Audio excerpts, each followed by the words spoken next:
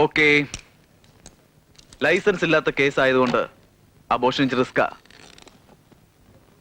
വിഷമിക്കാനൊന്നുമില്ല.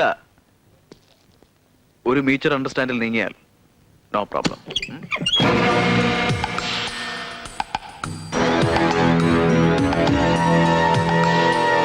നന്ദിനി എന്താ ഇവിടെ? ഓ, what A surprise യാർ. കുട്ടി പൊക്കോളൂ, പിന്നെ വന്നാ മതി. പിന്നെ ഒരു അബോർഷൻ കേസാ. ചെക്കപ്പിനിടയിൽ ഞാൻ വന്നത് ശല്യായോ? നന്ദിനി എന്നെ തെറ്റിദ്ധരിക്കരുത്.